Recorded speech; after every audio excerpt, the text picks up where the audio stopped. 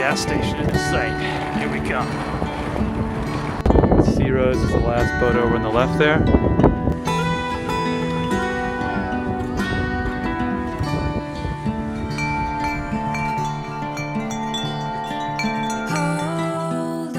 Having a good sail along here with 15, 17 knots of wind and a lot of flat water, so good combination for keeping the boat moving along, good speed.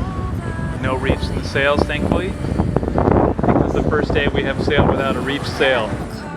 We have been moving toward Mykonos in the Cyclade Islands for 3 weeks, and remarkably, we are making the final short passage from Rinea to the south coast of Mykonos this morning. In 2 days, we will meet friends who will spend time on board with us. It is a huge relief to be approaching this destination, even though the Meltemi, or the north wind, is still quite strong. Tom and I came to Greece for our honeymoon 27 years ago this summer, and after a couple days seeing the archaeological sites of Athens, we made our way to and around several of the Cyclade Islands, some of the very ones we were near right now.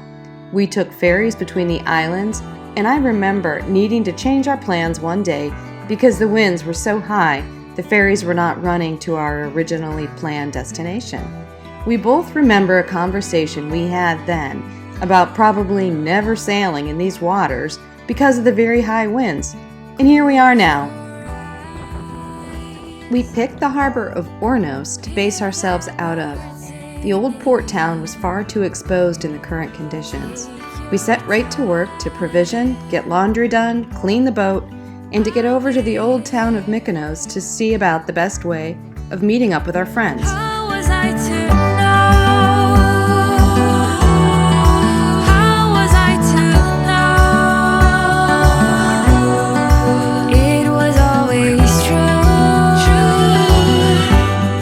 If only On the way to and from the old town, we watched these people really loving the high winds. The main waterfront town is definitely worth seeing. a new beginning is waiting for us.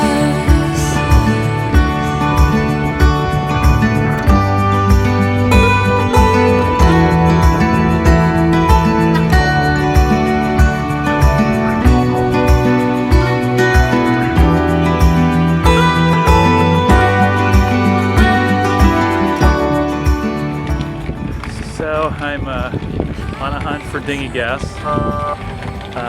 I realized the dinghy was low. We've got friends coming tomorrow for a week, so we can't have a dinghy with running on fumes.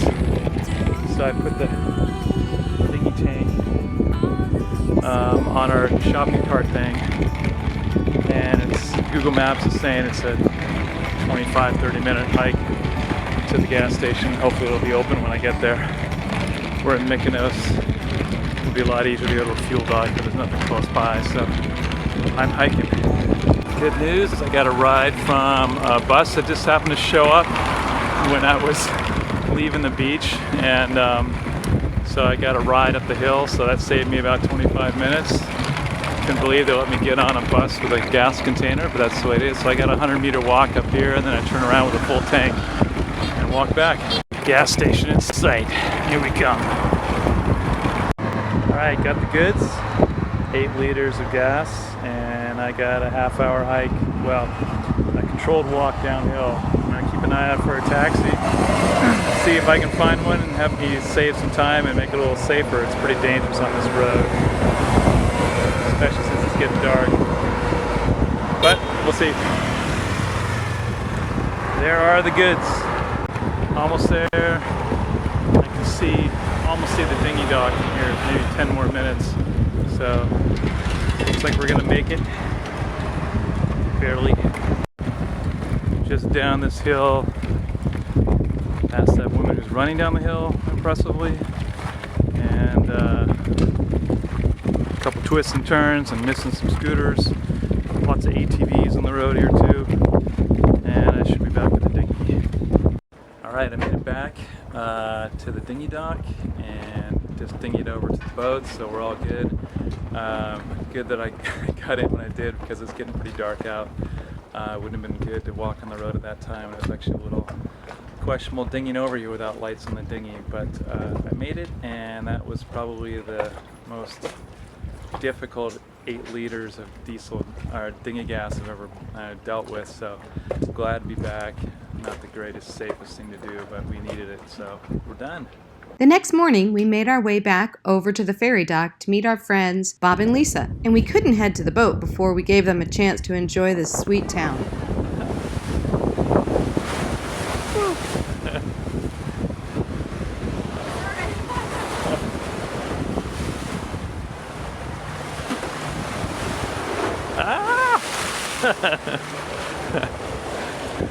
By now, Tom and I were pretty sick of Ornos Harbor, so as soon as Bob and Lisa were settled on board, we set off for an anchorage a bit further east, but still along the southern coast of Mykonos. We picked a small but protected cove called Agia Anna, and were dropping our anchor just as dusk approached.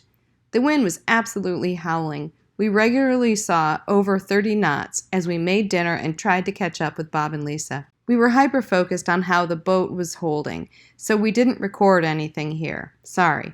The next morning, we made our way to the western side of the island of Delos, one of the most important mythological, historical, and archaeological sites in Greece. Assuming the high winds would allow us to go ashore, we had a date with a very distant past.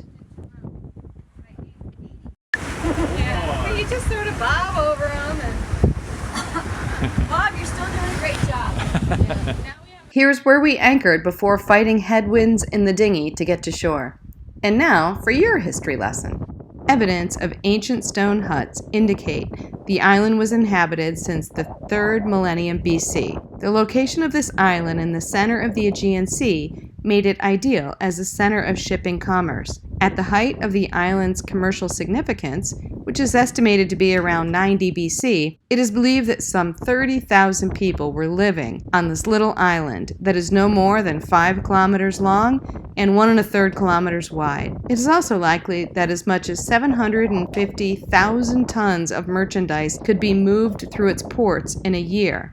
Mythologically, Delos is significant as the birthplace of the twin gods Apollo and Artemis, and became increasingly sacred over time. Between 900 BC and 100 AD, Delos was a major cult center. Purifications were performed in attempts to render the island fit for proper worship of the gods. There was a period where all bodies of the deceased were exhumed and moved off of the island, and at this time it was also ordered that no one should be allowed to either die or give birth on the island due to its sacred importance and to preserve the island's neutrality and commerce, since no one could then claim ownership through inheritance. Supposedly this is the path up to a temple up on the sort of top part of Delos. My tour company participants chose not to come up here, but I'm gonna go up here and check it out.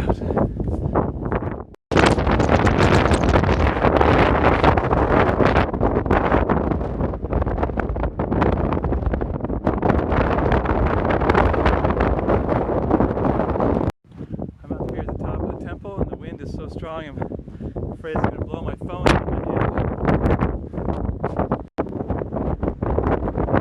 And there's Mykonos in the distance.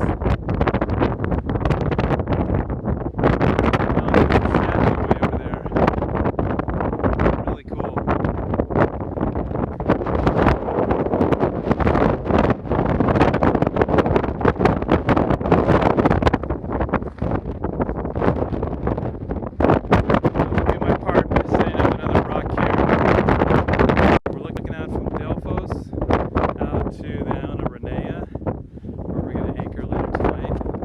Is the last boat over on the left there, and beautiful view up here,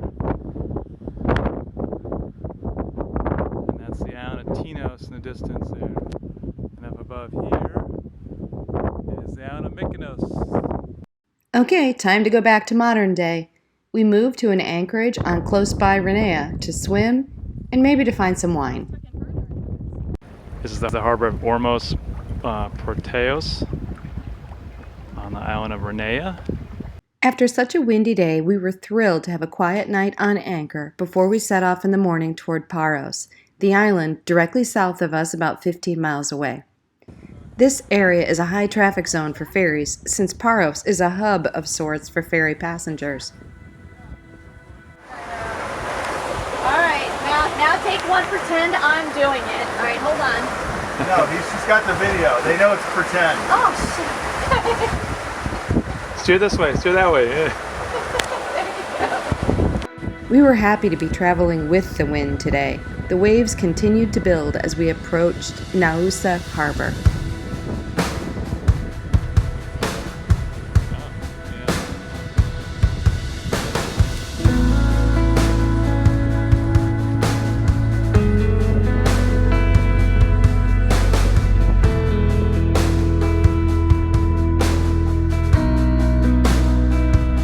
Tucked in behind a high bluff, it was time to explore one of the themes of our time with Bob and Lisa, which is, well, wine.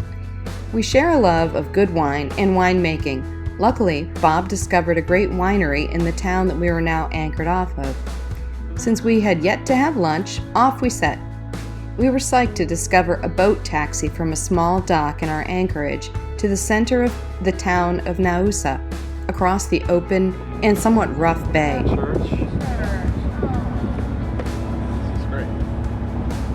Coming into Naoussa, town of Naoussa, and the Bay of Naoussa, the island of Paros.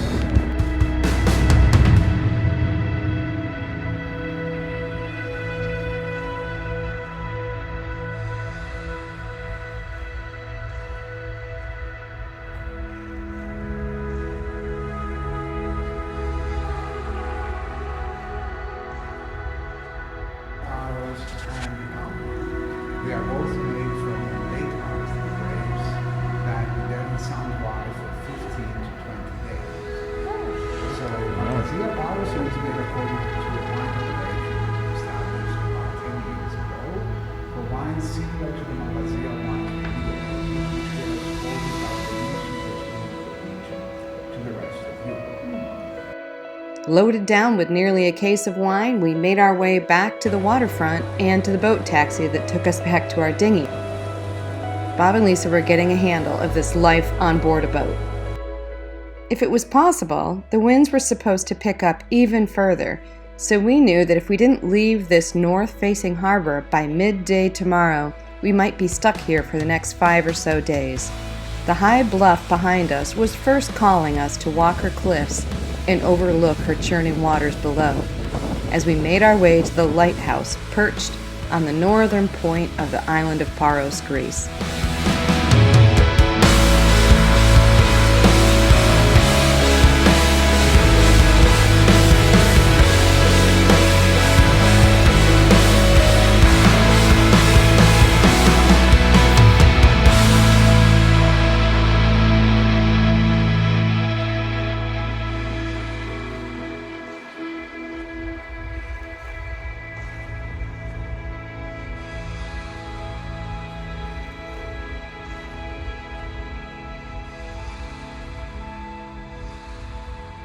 Back on Sea Rose, we quickly set out to round the point with the lighthouse and make our way around and into Paros town, the main port town of the island of the same name. It was pretty rough going. Paros jet zooming by us, not giving us a lot of room even though we're under sail. That's the way it is with these ferries, going 40 knots. Yeah, I don't know. Too fast. And look at the way we're going to go. And a massive I almost wave. wanted to moon this guy. Whoa. I'm going to steer into it. Yeah. Whoa, hold on, everybody.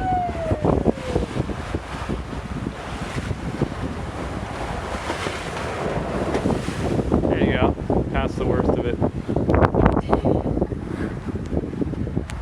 Thank you, Paros jet. Get the wing and the diesel fuel. That water is still stirred up there. I know. It stays oxygenated for so long. Yeah. Traffic jam here in Paros. The Golden Star Ferry leaving. We've got, as I say, Superjet coming in, and then we got Big Boy, Blue Star Line, then Cosmodi, the high-speed ferry, coming in as well.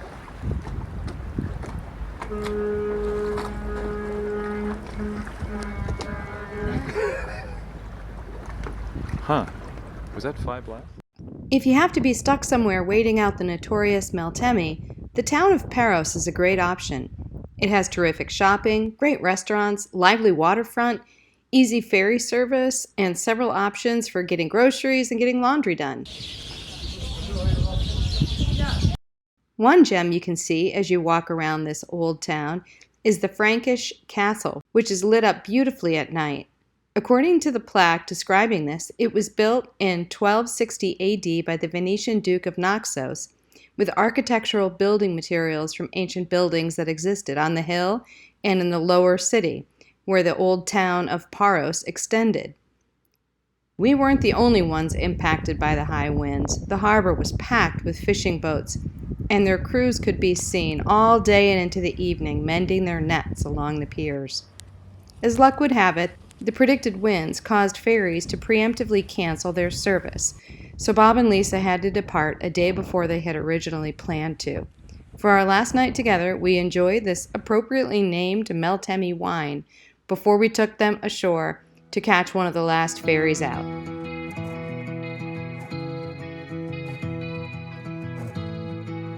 Beautiful morning here, early morning in Paros. We got up to go for a run and see the sunrise over the anchorage. Today's Monday. We've been here since last Wednesday. That's us. There we are. Here since last Wednesday, waiting out this boat. Seems like the wind may ease a little bit today, so we get underway with our friend Steve and Christine are on board.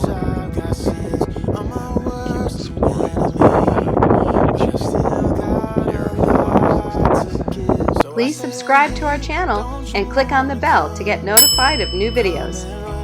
Join us next time as we find amazing caves and other underwater treasures near the islands of Antiparos, Despotito, Iraklia, and Cato Kufanisi, or better known as some of the small Cyclade Islands. We are sailing by the island of Despotito. Thanks for watching.